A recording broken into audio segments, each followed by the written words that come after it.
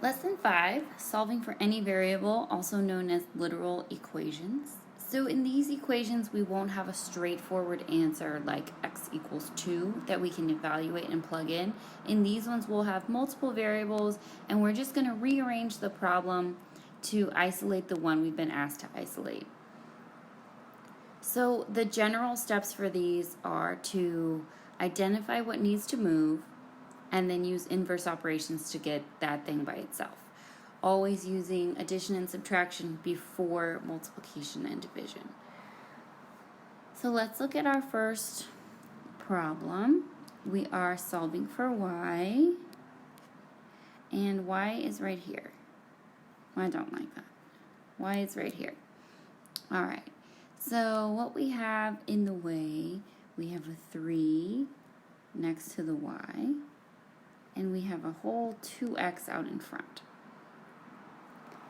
2x is being added to 3y, and 2x is positive. So the first thing I want to do is subtract this 2x from both sides.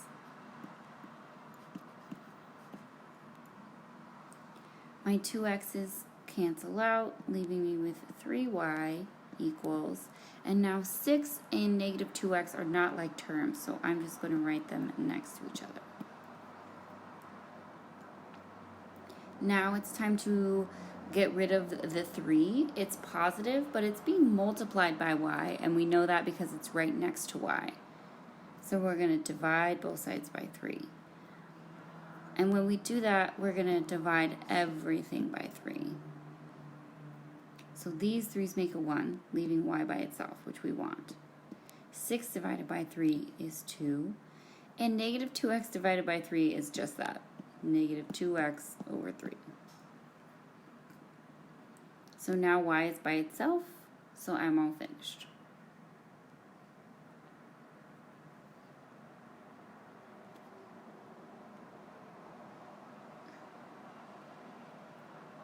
For the next one, we're looking for x, which is right here.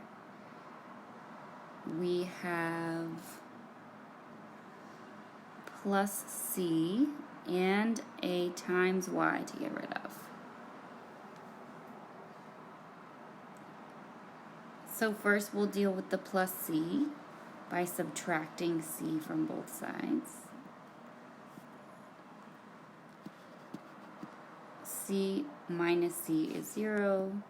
W and c are not like terms, so we'll write them next to each other. And we have x times y, and we're going to move the y using division. So we could write this out like this, since we're dividing everything by y, but you'll notice there's nothing to reduce. There's no like terms. So I think what's better for this is to just make one big fraction over y. Both versions of that would be correct. This would just be less work for you. So now x is by itself, and it equals w minus c over y.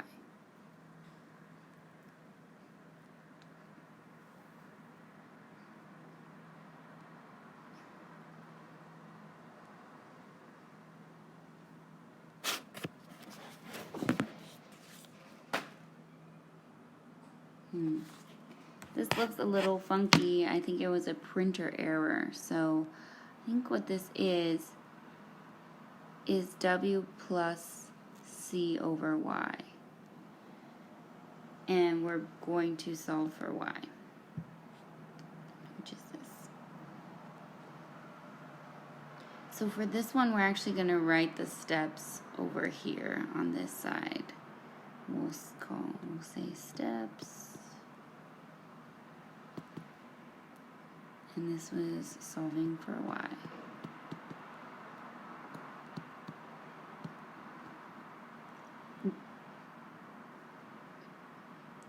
Alright, so what is the first thing that we are going to do?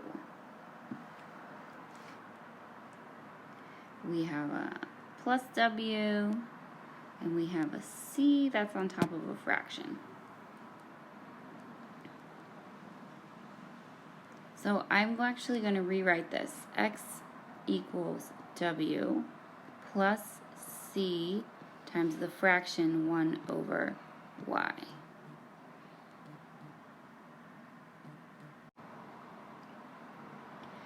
Alright, so now we have the plus W, so we can subtract W from both sides.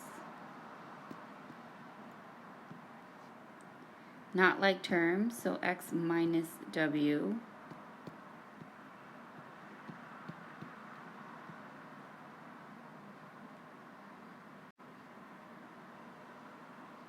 Alright, and now it's C times the fraction 1 over Y. And all that we need to know is that C is being multiplied, which tells us to divide C because that's the inverse operation.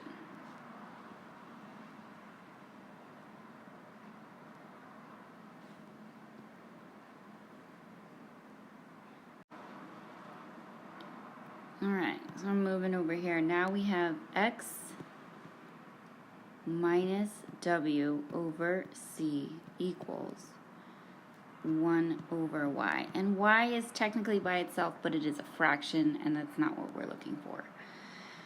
So in order to get Y in the numerator and out of the denominator, you technically cross multiply and then divide. But what I'll tell you, because I like you, is that you can just flip the fractions over and get the same result.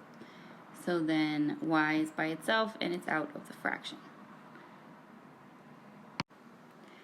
So these notes go with the practice problems on page 11 of your workbook.